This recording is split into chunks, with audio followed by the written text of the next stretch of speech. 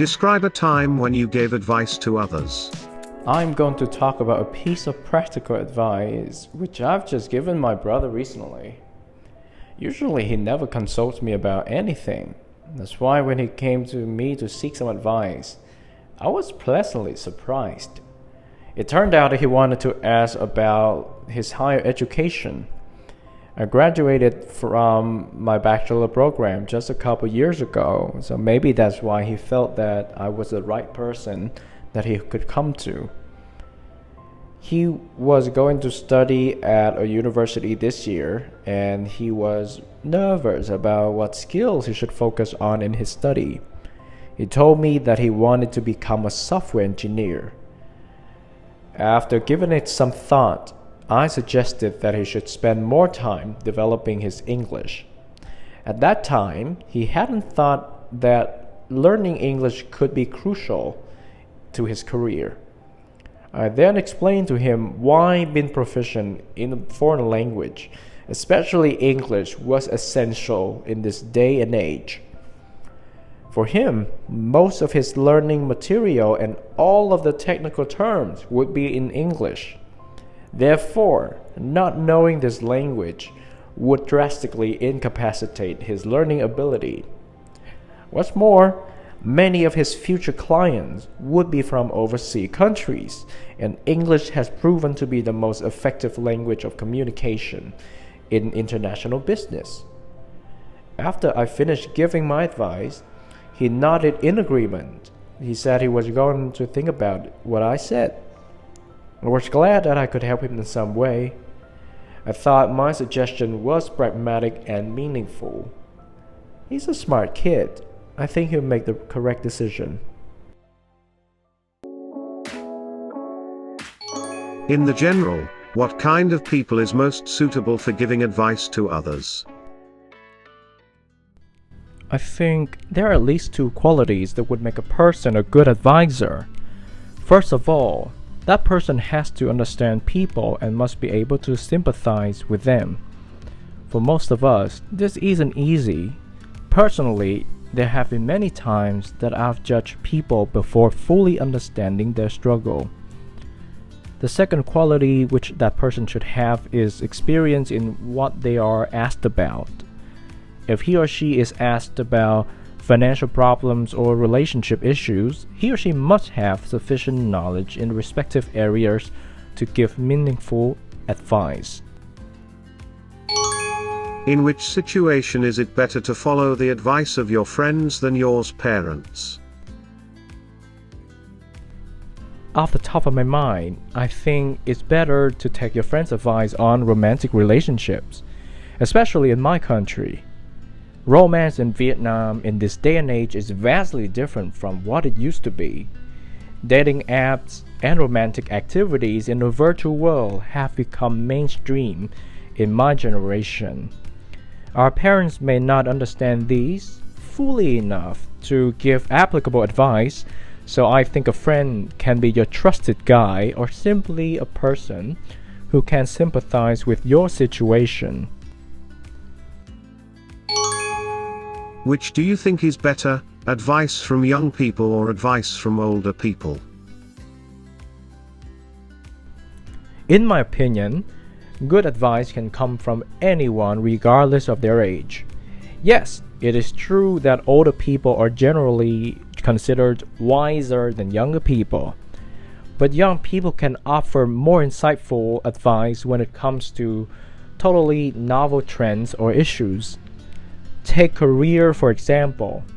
If a person chooses to pursue a traditional career path, it is better for that person to ask for advice from a person who has decades of experience in that area. On the other hand, career advice regarding social media, say being an online influencer, I think it is better to consult the young internet-savvy people. Why do so many young people not accept the advice of older people?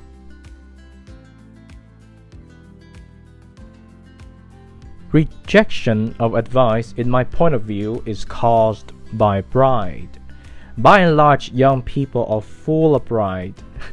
We're passionate and we want to prove our value to the world, but we also want to take all the credits. As I grow older, I realize that this mindset can result in serious mistakes, even though the advice from older people can seem to be outdated. It is a source of wisdom and lessons. We can learn from the errors of the older generation in order to avoid repeating them.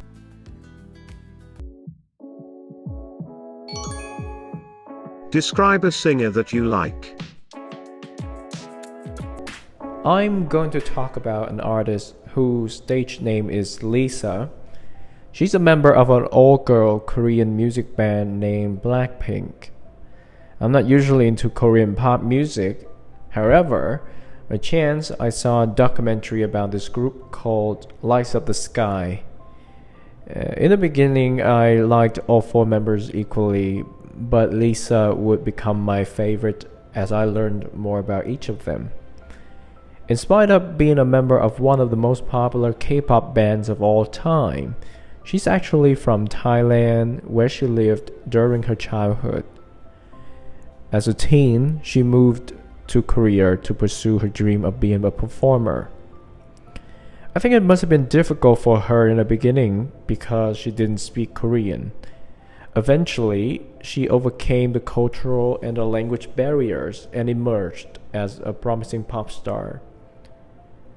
I've always been amazed that she can manage to speak 3 languages fluently, including Thai, English, and Korean.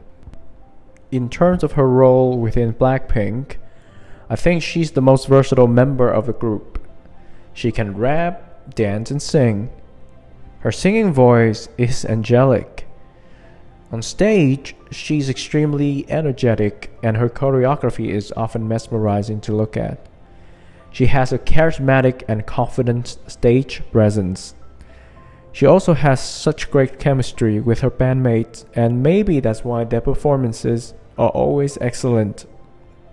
In real life, she comes across as a humble artist who is serious about her work.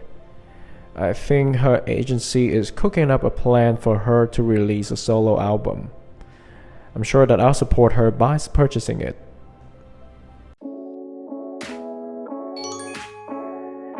What kind of music do people like at different ages?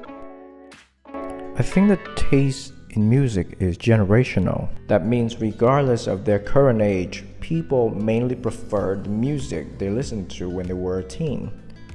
So a person who was born in the 70s would be into disco, whereas a person who was born in the 80s would be keen on pop or hip-hop. What's more, I think as we get older, we tend to be less receptive to new styles or genres of music, but we become more open-minded about oldies and timeless classics. I found that my friend and I had started talking about classical composers and their works such as Beethoven and his Moonlight Sonata or Tchaikovsky's Swan Lake. What kind of music is popular in your country now, and what kind will be in the future?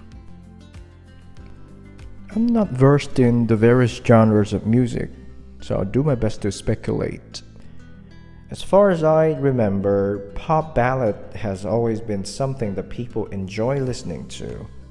Slow-paced songs about love and romance attract listeners of all ages, and I don't see them going anywhere soon. Interestingly, there has been an emergence of rap music in Vietnam after years of being nurtured by the underground community. Rap became mainstream last year with the 2 rap contests, namely Rap Viet and King of Rap. Do parents in your country require their children to learn and to play musical instruments? I wouldn't use the word required, but I would say more and more parents have become aware that playing musical instrument isn't just a hobby. They're putting their children into weekend classes or hiring private tutors to teach the children to play piano, violin, or guitar. although most people, myself included, have yet to grasp the influence of playing instruments on a child's mind, I still think that it is beneficial to young children in some way, intellectually. On a practical note, some universities have begun to take into account the artistic achievements of their prospective students beside their academic records. So learning to play an instrument is helpful one way or another. Why do some people like to listen to live music while others prefer CDs? These two choices show that there isn't a correct way of enjoying music. I think that it really depends on the listener's personality and what gives them the most pleasure. Some people love the atmosphere of live concerts. They get a kick out of the realness of the moment and the sound, despite its imperfection. In concerts, some artists also do crowd work, which seems really interactive and on some level, intimate. On the other hand, there are people who like to have their music undisturbed by cheers and yells.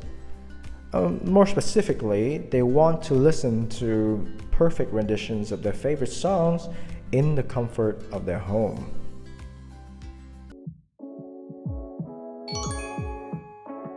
Describe a photograph of you that you like.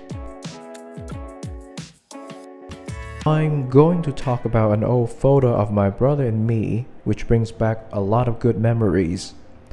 The other day, I was going through my old personal belongings, and when I opened a notebook, it fell off. I immediately recognized it. In the photo, my brother and I were at my grandparents' house in a rural area in Hue, which was in central Vietnam.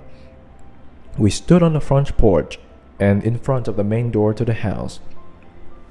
It was around Tet holiday, so there was calligraphy written on red sheets of paper on both sides of the door. There was nobody else but the two of us in the photo.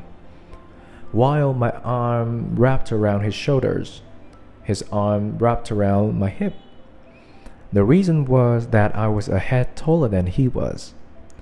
I vaguely remember my father saying "smile" to us before clicking the button on the camera. It was a simple image, but it was such a beautiful moment. I've come to treasure this picture since it reminds me of how powerful time can be. More than 15 years have passed since then, and my grandparents have passed away, so we don't visit my grandparents' house as much as we used to do. My brother also has grown into a young man, and he's actually a head taller than I am now. We don't hang out as frequently as we did in the time of the photo. But perhaps I should start spending time with him again. Who knows what will happen in the next 15 years? Why do people take photos? There are several reasons why people produce photographs. Most people want to preserve the important memories in their lives, such as weddings, birthdays, or even funerals of loved ones. I think there are times that we need to be reminded of these precious memories, either to reflect upon our progress in life or to find motivation to keep on trying and make ourselves better. Why is photography important in today's society? Well, the obvious answer is that photographs are an important communication tool for our civilizations. In a world where language barriers are yet to be overcome, pictures are the common language that everyone can understand. If you try to explain to a child in Africa what life in Vietnam looks like, they might not be able to grasp the idea. But give them a picture of a busy street in any Vietnam city. they immediately acquired some understanding about Vietnam and its culture. I think this is the same idea that photographers and photojournalists try to follow. They try to tell stories to as many people as possible, not by words, but by photography. Do you think paper photos have more value than digital ones? Why? No, I don't think so. And I'm not talking about the costs that are involved in making different types of photos. Many people think that physical objects like printed photos have more sentimental value because we can touch them, keep them, and hand them to others to share. On the other hand, I think that the stories behind each photograph are more important. If a printed photo doesn't have a story that I could relate to, it is to me a useless piece of paper. On the other hand, when I look at digital versions of famous historical photos, I'm still touched and moved like I'm there in person.